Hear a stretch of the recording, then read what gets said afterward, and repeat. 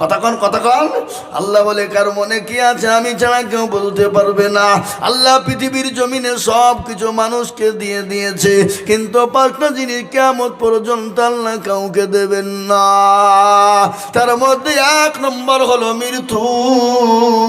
ও মুসলমান গো, এই মৃত্যুর দায়িত্ব আমাদের দেশের প্রধানমন্ত্রী নরেন্দ্র মোদীজির হাতে যদি থাকতো, যোগী আদিত্যনাথ নারায়ণের হাতে যদি থাকতো, আমাদের দেশের স্বরাষ্ট্রমন্ত্রী অমিত শাহর হাতে যদি থাকতো, আমাদের দেশের মুখ্যমন্ত্রী মমতা খালার হাতে যদি থাকতো, ও মুসলমান কবে মুসলমানদেরকে মেরে শেষ করে দিত, জমি জায়গা ওয়াকফ সম্পত্তি তারা দখল করে নিত। কিন্তু আল্লাহ বলে না, আমি হলো মৃত্যুর মালিক, আমি কাকে মৃত্যু দিব, কে কখন মরবে, কে কোন জায়গায় মরবে, কে কোন টাইমে মরবে, কে কোন সময় মরবে, আমি আল্লাহ ছাড়া কেউ পৃথিবীতে বলতে পারবে না। ও মুসলমান গো, কে কখন কোন জায়গায় মরবে আল্লাহ যদি আপনার যদি মৃত্যু যদি চিন্তা সে রাখে, সেখানে আপনাকে আল্লাহ যেন নতুন উপকার আপনাকে সেই জায়গায় পৌঁছাতেই হবে, আল্লাহ আপনাকে পৌঁছে দেবে। ও মুসলমান, মৃত্যু থেকে পালাতে পারবে না, মৃত্যু থেকে পালানো যাবে না। পৃথিবীর সব থেকে পালানো সম্ভব, কিন্তু মৃত্যু থেকে পালানো কোনো সম্ভব নয়, অসম্ভব। ও মুসলমান দরদি, আপনাকে দেশে থাকতে ভালো লাগে না, ইসলামপুর চলে গেলেন, ইসলামপুর ভালো লাগে না, বহরমপুর পালিয়ে গেলেন, বহরমপুর ভালো লাগে না, কলকাতায় গেলেন, দিল্লি চলে গেলেন, কিন্তু মৃত্যু থেকে আপনি কোন রকম পালাইতে পারবেন না। আল্লাহ কোরআনে বলেছেন কুল্লু নাফসিন যায়িকাতুল মাউত, মৃত্যু তো অনিবার্য, মরণ তো হবে, মরণ থেকে যদি পালাও মরণ তোমায় নিবে ঘিরি। তুমি যতই পালিয়ে যাও রে বান্দা, তোমার মৃত্যু হবে, কিন্তু মরণের পরে আসল জায়গা হলো কবর। কোথায় জোরে বলুন, কোথায়? না আপনাদের দেশে মানুষ মরে গেলে মাটি দেয় না নাকি? ভৈরবে ভাসিয়ে দেয়? ভৈরবে তো পানি নাই, এখন পানি আছে নাকি? এখন তো পানি নাই। ও মুসলমান, মানুষ যখন মারা যায় তার আসল জায়গা হয়ে গেল কবর, কিন্তু মুসলমান গো, ওই কবর থেকে যদি বাঁচতে হয় তাহলে দুনিয়া জমিনে আল্লাহকে মেনে নাও, আল্লাহর দিনকে মেনে নাও, আল্লাহর হুকুমকে মেনে নাও। আল্লাহ এক জায়গায় বলেছে তোমরা মরবা রে বান্দা, অবশ্যই মরবা, কিন্তু অন্য জায়গায় আল্লাহ বলেছে তোমরা মরো না। ইয়া আইয়ুহাল্লাযীনা আমানুত্তাকুল্লাহ হাক্কা তুকাতি ওয়া লা তামুতুন্না ইল্লা ওয়া আনতুম মুসলিমুন। ও মুমিন মুসলমান, মরো না গো যতক্ষণ পর্যন্ত মুমিন না হবা, আল্লাহওয়ালা না হবা, দিনওয়ালা না বানবা, ইমানওয়ালা না বানবা, কলমাওয়ালা যতক্ষণ না বানবা ততক্ষণ পর্যন্ত তোমরা মৃত্যুবরণ করো না। আর যদি তোমরা মরো ইমানওয়ালা হয়ে মরো, কলমাওয়ালা হয়ে মরো, আর যদি তোমরা বেঈমান হয়ে মারা যাও, কবর তো বড় কঠিন জায়গা, কবর তো বড় ভয়ঙ্কর। আমি আপনাদেরকে ছোট্ট একটা ঘটনা শোনাই। আল্লাহ নবীর কলিজার টুকরা, নয়নের মণি, নয়নের পুতুলি হযরতে মা ফাতেমা রাদিয়াল্লাহু তাআলা আনহা দুনিয়া থেকে যেদিন বিদায় হয়ে চলে যাবে, হযরতে আবু জার গফারি কবরের পাশে তিনি গেলেন, কবরের পাশে গিয়ে তিনি হাউমাউ করে কান্না করে বলে, কবর রে, আজ এমন একজন নারীরে রাখবো যিনি হলেন জগৎ জননী, যিনি হলেন জান্নাতের সরদারিনী। খবর উত্তর দিল না, আবার বলল, খবর রে, হযরতে হাসান হুসাইনের মা, হযরতে আলীর বিবি, ও খবর তুমি উত্তর দাও। কোনো উত্তর দিল না, আবার বলল, খবর এমন একজন নারীকে রাখবো যে নারী হলো হযরতে মুহাম্মদুর রাসূলুল্লাহ সাল্লাল্লাহু আলাইহি ওয়াসাল্লামের কলিজার টুকরা, লাগতে জোগাড় কলিজার টুকরা, নয়নের মণি। খবর উত্তর দিয়ে বলে, আবু জার শুনে না, আমি খোদার কসম, আমি খোদার কসম করে বলি, আল্লাহ আল্লাহ আল্লাহর কসম করে বলি, আমি কোন নবীর পিঠিরে চিনি না, হাসান হুসাইনের মারে চিনি না, আমি জগৎ জননীর চিনি না, জান্নাতের সরদারিনীর চিনি না, আমি খালি চিনি ইন্নাল্লাযীনা আমানু যারা ভালো আমল করবা, ভালো কর্ম করবা, আমি তাদের সঙ্গে সুন্দর করে কবরের ব্যবস্থা করব। আর আমল যদি খারাপ হয়ে যায় আমি তাদের সঙ্গে খারাপ কিন্তু ব্যবহার করব। ও মুসলমান গো, বিশ্ব নবী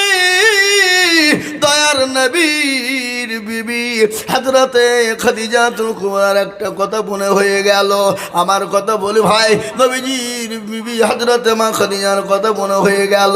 আল্লাহর নবী 2 দিন 3 দিন 4 দিন পরে কলেমার দাওয়াত নিয়ে যখন বাড়িতে পৌঁছে গেলেন, বাড়িতে আপনার ঢুকে দেখছেন বিবি দরজা যখন খুলতে বললেন, হযরতে খাদিজা সঙ্গে সঙ্গে সেকেন্ডের মধ্যে দরজাখানা খুলে দিলে। আল্লাহর নবী বলেন, খাদিজা আজকে তোমার দরজা খোলা দেখে আমি নবী অত্যন্ত খুশি হয়ে গেলাম। আল্লাহর নবী হযরতে খাদিজাকে দেখে খুশি হয়ে গেলেন। বিশ্ব নবী খাদিজার চোখের দিকে তাকিয়ে দেখে হযরতে মা খাদিজার চোখ দিয়ে ঝরঝর ঝরঝর করে পানি ঝরে যায়। বিশ্ব নবী বলেন, খাদিজা গো তুমি কান্না করো কেন? তুমি চোখের পানি টুকুন বন্ধ করো, মোছাও। ও খাদিজা, আমি যে তোমার ওপর অত্যন্ত খুশি হয়ে গেছি। আমি নবী যদি তোমার ওপর খুশি হয়ে যায়, তোমার কোনো রকমের কোনো চিন্তা নাই। হযরতে খাদিজা চোখের পানি বন্ধ হয় না। আল্লাহর নবী বলেন, খাদিজা আমি তোমার শাড়ির দিকে লক্ষ্য করলাম, শাড়ির এমন এমন ভাবে ছিঁড়ে গেছে, কোনো রকম কোনো ভাবে সেলাই করার মতন জায়গা নাই। ও খাদিজা তুমি তার জন্য নাকি কান্না করো? বলে, নবী গো, ও গো দয়ার রাসূল, আমি তার জন্য কান্না করি না। বলে, এ খাদিজা তোমার বাড়িতে কোনো বাজার নাই, তার জন্য কান্না করো নাকি? খাদিজা বলেন, ইয়া রাসূলুল্লাহ আমি তার জন্য কান্না করি না। বলে, খাদিজা গো তুমি কেন কান্না করো গো খাদিজা? খাদিজা বলেন, ইয়া রাসূলুল্লাহ ইয়া হাবিবাল্লাহ, নবী গো কবর যে বড় কঠিন জায়গা, কবর যে বড় ভয়ঙ্কর জায়গা, যে কবরের সাথী নাই, বাতি নাই, লাইট নাই, বিছানা নাই, কোনো সঙ্গের সাথী পাবো না। এই জন্য আমি খাদিজা কবরের দিকে তাকিয়ে কান্না করি। আল্লাহর নবী বলেন, খাদিজা তুমি ঘাবড়ে যেও না। ও গো খাদিজা তুমি ভয় পেও না। তুমি যখন মারা যাবা, তোমার কবরে আমার 2 জন বিবি তোমাকে পাহারাদার হিসাবে যোগাবে। সুবহানাল্লাহ বল। আমার 2 জন বিবি, আমার 2 জন বিবি তোমাকে কবরে সহযোগিতা করবে, সাহায্য করবে, চতুর্দিক দিয়ে তোমাকে হেফাজত করবে। সঙ্গে সঙ্গে খাদিজার কান্না বন্ধ হয়ে গেল। মেয়েদের ভিতরে বহুত সন্দেহ আছে না নাই? যারা বলুন। হযরতে মা খাদিজা বলেন, নবী গো আপনি তো আমার আগে কাউকে বিবাহ করেননি, আপনি আবার আমার আগে কাউকে বিবাহ করেননি, আপনি কি আমার আগে কাউকে বিবাহ করেছেন? আর তাহলে আপনি আমাকে যখন কবরে দিবেন, আমার সঙ্গে 2 জন বিবি আপনি কোথা থেকে পেলেন বলুন? এ বাবা, মেয়েদের ভিতরে সন্দেহ আছে না নাই? যারা বলুন। মেয়েদের ভিতরে 1টা 2টো যদি বিবি হয়, 3টে যদি বিবি হয়, বাড়িতে ঠকঠক ঝামেলা থাকবে না? যারা বলুন থাকবে না কেন রে বাবা? এই বড় হিংসা জিনিস বাবা। কথায় আছে, সতীন হলো ভালোই হলো, দুখান কথায় আমার হলো। কোন সতীন যদি মারা যায়, আর একটা সতীন আপনার সুখের গান গাই, বলে সতীন হলো ভালোই হলো, দুখান কথা আমার হলো। আছে না? এরকম আছে না? এ বাবা খুশিতে গান করে, আছে না কিনা? আমি আপনাদেরকে বলি, কিন্তু হিংসা তো আল্লাহ মাফ করবো বলেছেন। মেয়েদের ভিতরে সতীনের মধ্যে যদি হিংসা থাকে, আল্লাহ মাফ করবে কিনা? জোরে বলুন। মাফ করবে কিনা বলুন? মাফ তো অবশ্যই হবে। কিন্তু বাবারা আমি আপনাদেরকে বলবো, 2টো বিয়ে করবেন, দেখবেন মজা। 2টো বিয়ে করবেন, দেখবেন কি মজা লাগবে। একটা বিবি তো গরমে শেষ নাই। বলে বেশি কায়দা করো না, তুমি না হারে থেকে আরেকজন আছে ওখানে চলে যাবো। ও যখন গরম দেখে বলে বেশি কায়দা করো, ওখানে চলে যাবো। কি বুঝলেন? দেখবেন ভালোবাসারও বেড়ে যাবে। কি বুঝছেন আপনারা বলুন? বলে মৌলভী সাহেব আপনার মাথা খারাপ হয়েছে, একটাই নিয়ে জ্বালা শেষ নাই। হ্যাঁ এ বাবা, এমনও নারী আছে স্বামীকে ধরে মারে, আছে না নাই? জোরে বলুন। তাহলে কে কে মার খেয়েছেন হাত তুলুন দেখি। কেউ তুলবেন, এটা মান সম্মানের ব্যাপার নাকি? হ্যাঁ, খামাখা যদি হাতটা তুলিতে মানুষ সব চলে যাবে। এ বাবার আমার সোনারা, ও আল্লাহওয়ালা, আমি আপনাদেরকে শোনাবো, বসুন ভালো করে শুনুন। আল্লাহ নবী বললেন, খাদিজা, তোমাকে যখন কবরে দেওয়া হবে তোমার সঙ্গে দুইজন আমার বিবি তোমার সঙ্গী হয়ে যাবে। সুবহানাল্লাহ বলুন। মা খাদিজা বলেন, নবী গো, আপনি তো আমার আগে কাউকে বিবাহ করেন নাই, আপনার সঙ্গে তো আমার প্রথম বিবাহ হয়েছে। ওগো নবীজি, আপনি দ্বিতীয় আপনার দুটো বিবি কোথায় পেলেন? বলে, খাদিজা গো, আমার আল্লাহ আমার সঙ্গে কিয়ামতের ময়দানে আমার জান্নাতের ভিতরে আমার সঙ্গে আমার আল্লাহ দুজন বিবি নির্ধারিত করে রেখেছে। আলহামদুলিল্লাহ বলুন। কটা কটা বিবি?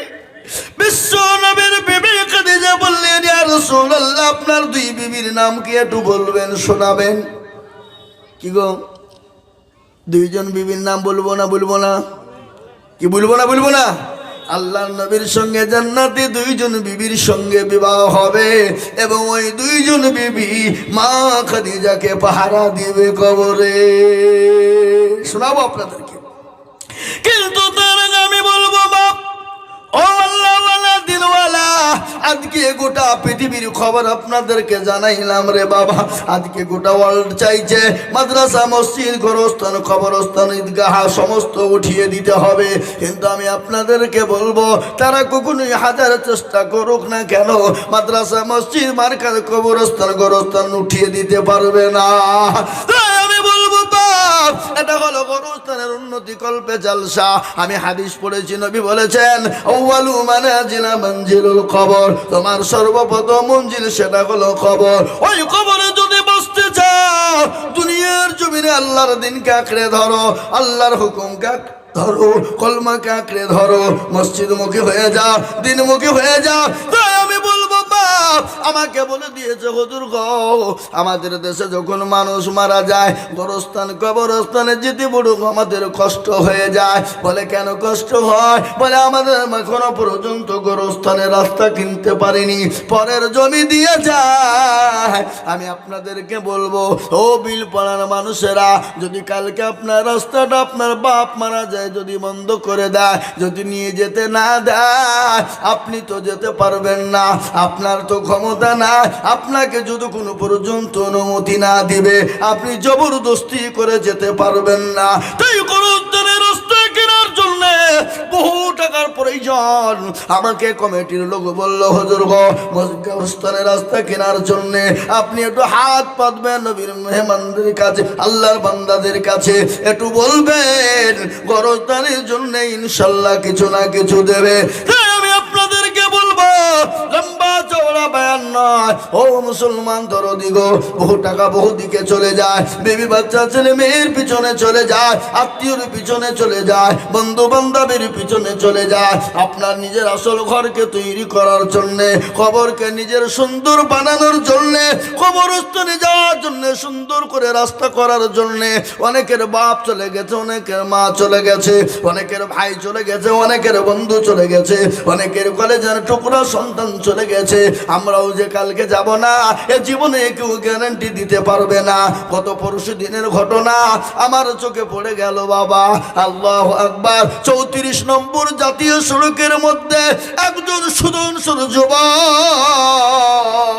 সাহেবের মতন চেহারা, 22 থেকে 23 বছর বয়স হবে রে বাবা, 8 টাকা গাড়িতে করে, ও মুসলমান, মোটর সাইকেলে করে যাচ্ছিল। পেছন থেকে লরিতে এমন একটা জোরে টাকে মেরে ধাক্কা বেড়েছে, আর একটা লরির টায়ারের চাকার তলে ঢুকে গেছে। 500 মিটারটাকে টানতে টানতে টানতে 2 চাকার মাঝখানে ভরে নিয়ে চলে গেল। ও মুসলমান, 500 মিটারের মধ্যে তার শরীরের প্রতিটি মাংস আপনার কি পিচ পিচ হয়ে গোটা 34 নম্বর জাতীয় সড়কটা লোড হয়ে গেল, পিচ পিচ হয়ে গেল। ও মুসলমান গো, খাসির মাংস, মুরগির মাংস যেমন পিচ হয়ে যায় ওরকম পিচ পিচ হয়ে গেল, গোট গোট হয়ে পড়ে আছে। আমি বলবো, বাপরে, জীবনের কোনো মূল্য নাই, জীবনের কোনো দাম না।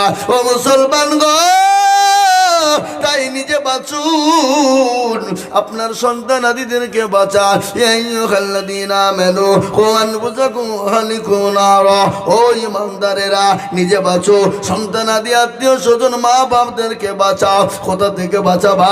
ওই জাহান্নামের আগুন থেকে বাঁচাও, কবর থেকে বাঁচাও। তাই কবরকে তৈরি করার জন্যে, গোরস্থানকে সুন্দর করে বানানোর জন্যে আমি আপনাদের কাছে 50,000 টাকা চাইবো না, 20,000, 25,000, 30,000 করে চাইবো না। আমি আপনাদের ভিতরে বলবো, গোবিল পাড়ার মুসলমানেরা, বাবজি ভাইয়েরা, কমিটির বন্ধু বান্ধবেরা, ও কমিটির বন্ধুরা, আমি আপনাদের কাছে মাত্র 10টা করে 1000 টাকার দাতা।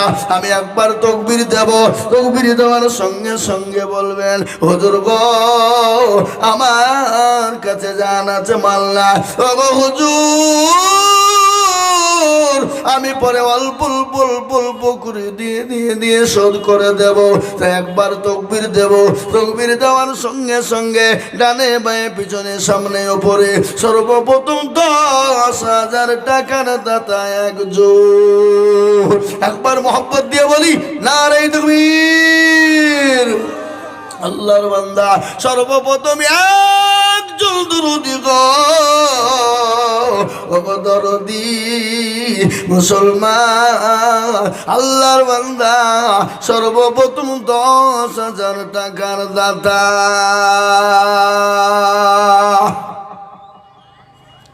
একজন। এমন ইনশাল্লাহ হবে না? এমন কোনো মুসলমান নাই, এমন কোনো দিনওয়ালা নাই, ইমানওয়ালা নাই, কালমাওয়ালা নাই। হ্যাঁ, হাফিজুল ইসলামকে আল্লাহুম্মা আমিন। আল্লাহ তোমার পেয়ারা বান্দা হাফিজুল ভাই ছিল, ভাই দেখো 10,000 দেখো লিখে দিল। আরো দোয়া করি আমি ভাইজানের কারণ, আল্লাহ দিও ভাইকে তুমি সুখের জীবন।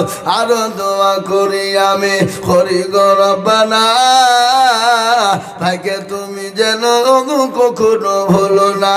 কেউ যদি চলে যায় এগানা বেগানা, ক্ষমা করে দিও তার জিন্দগির গুনাহ।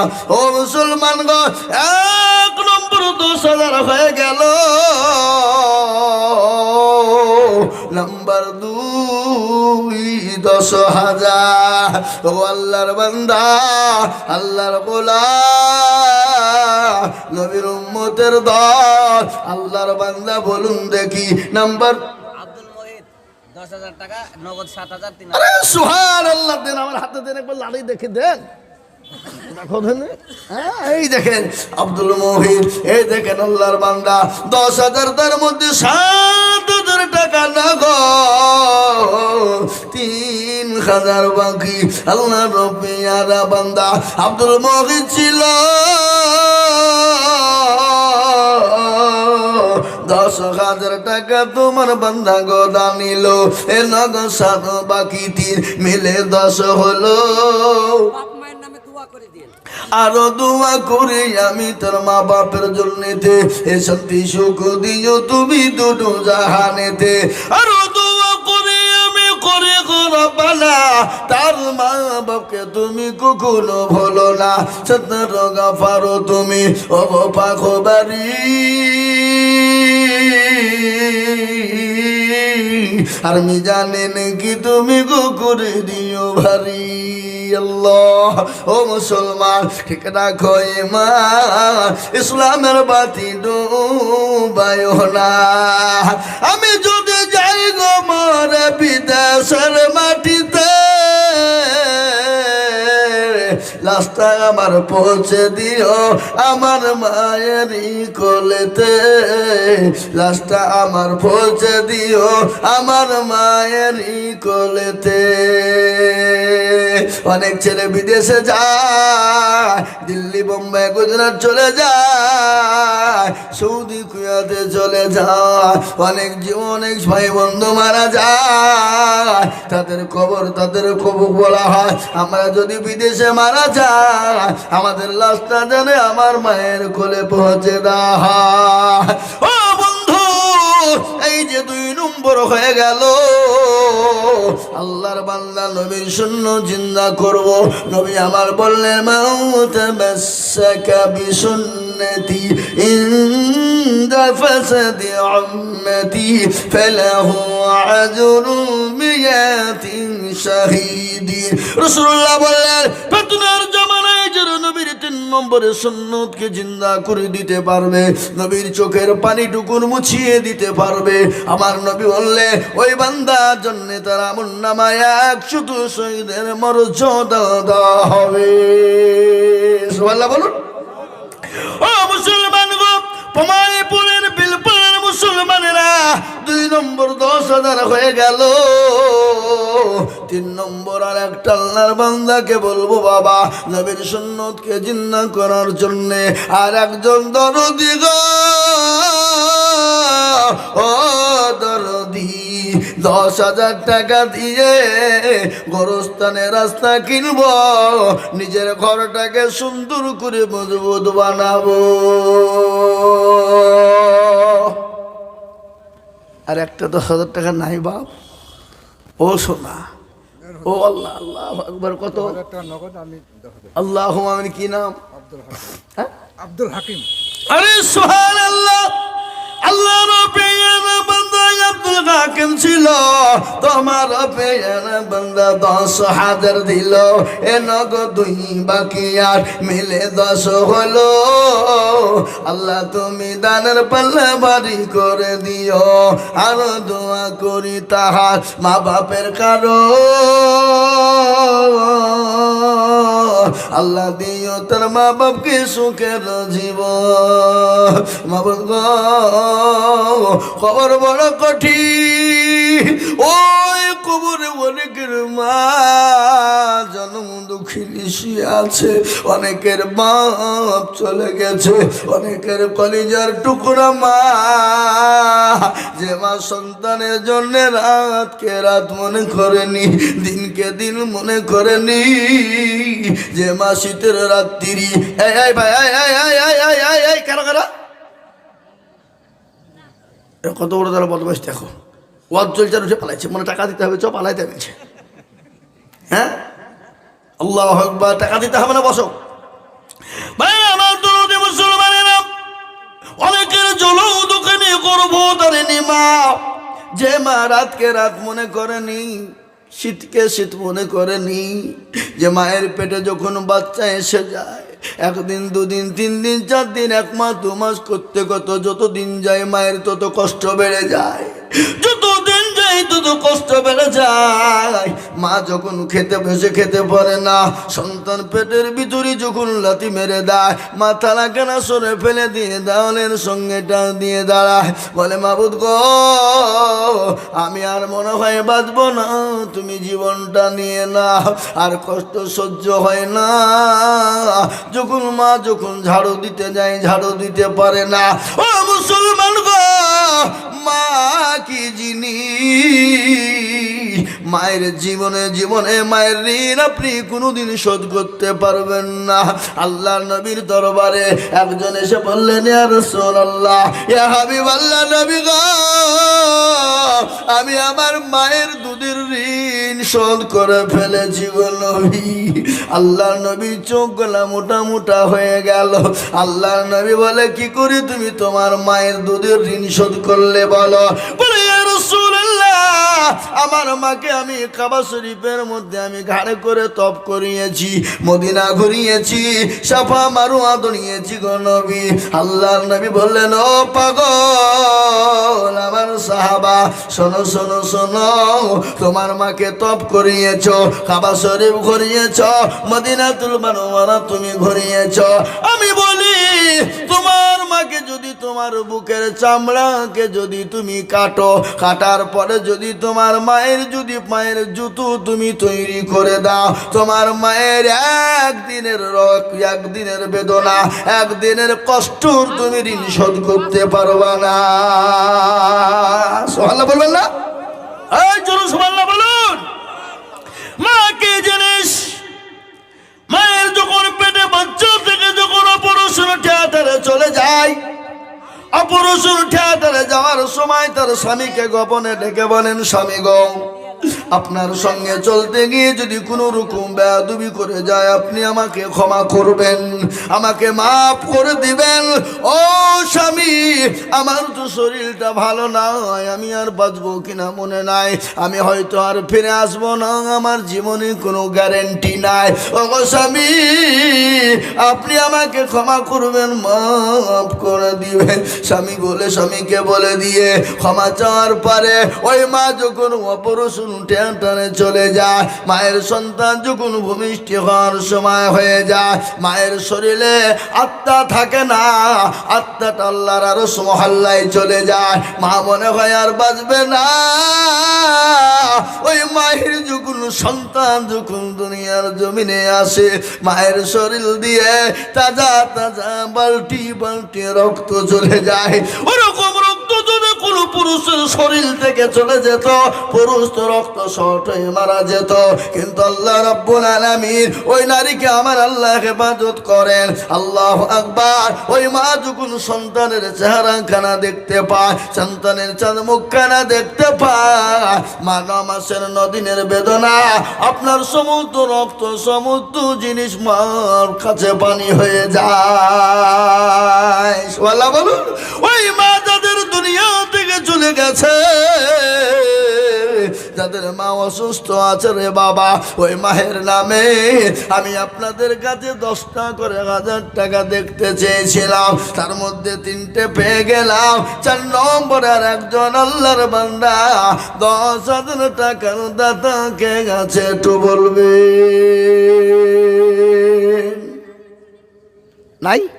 এমন কোন আল্লাহর বান্দা নাই, এমন কোনো মা নাই, এমন কোনো বোন নাই, এমন কোনো ভাই নাই, এমন কোনো বাপজি নাই, এমন কোনো আল্লাহওয়ালা নাই, এমন কোনো দিনওয়ালা ইমানওয়ালা কলমাওয়ালা নাই। ইনশাল্লাহ বলে, হুজুর গো, আমার কাছে জান আছে কিন্তু মাল না। ও গো হুজুর, আমি আপনার কাছে বলি, ওই গোরস্থানের জন্যে 10,000 টাকা আল্লাহর বান্দার একজন দরুদি হাতটা তুলে দিয়ে বলে হুজুর, আমার কাছে জান আছে কিন্তু ভালো না, আমি পরে অল্প অল্প অল্প করে দিয়ে ওই গোরস্থানের রাস্তা কেনার জন্য 10,000 দিব।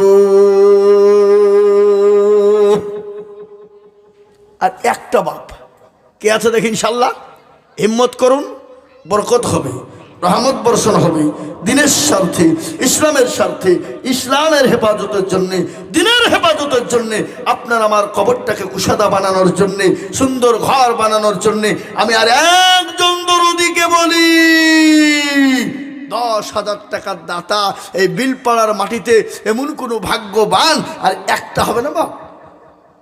নাই হাগো এমন কোনো মুসলমান, এমন কোনো দিনদার, এমন কোনো ইমানদার, এমন কোনো আল্লাহওয়ালা 4 নম্বরের একটা মাত্র 10,000 টাকা দেব, হবে না? আহা, ও ভাই মুসলমান, ঠিক রাখো ঈমান, ইসলামের বাতি ডুবাইও না, ইসলামের বাতি ডুবিয়ে দিলে হবে না। তাই আমি আপনাদেরকে বলবো, ওগো মিলপাড়ার মুসলমানেরা, 3 নম্বর 10,000 হয়ে গেল, নাম্বার 4 আর একটা যদি 10,000 টাকা হয়ে যেত, আমার বুকটা ঠান্ডা হয়ে যেত, কলিজাটা ঠান্ডা হয়ে যেত। এমন কোন নবীর প্রেমিক আর একটা হবে না। আর একজন একটু হাতটা তুলে বলুন, কে আছেন দেখি ইনশাল্লাহ সারা মাসে, সারা বছরে, 1 বছরের মধ্যে অল্প অল্প করে দিয়ে 1 বছরের মধ্যে শোধ করবো ইনশাল্লাহ? নাই? নাই? আহা, মুসলমান, আল্লাহওয়ালা, দিনওয়ালা, ইমানওয়ালা, আমি আপনাদের কাছে 4 নম্বর 10,000 টাকা চেয়েছি বাপ। আজকে এই জালসাতে কত টাকা খরচ হবে বলেন আপনাদের? বাড়িতে মনে হয় এই গ্রামে গরু মনে হয় 3-4টে হয়েছে, হ্যাঁ 10টা। মুরব্বী 10টা জামাই আসবে, বেটি আসবে, ভাগিনা। আমি 10,000 দিব। আরে সুবহানাল্লাহ, মাশাআল্লাহ। হাজি সাহেব, ওই আমি দোকানের মধ্যে 5,000 দিয়েছি। আপনার আলহামদুলিল্লাহ। দোয়া করবেন আমার বাপদের নেওয়া। হ্যাঁ 10,000 10,000 ইনশাল্লাহ। কোথা বাড়ি আপনার? লিখে নিবারি আমি। এই লিখেন, 10,000 লিখেন। নগদ আপনার কাছে কিছু না এখন? না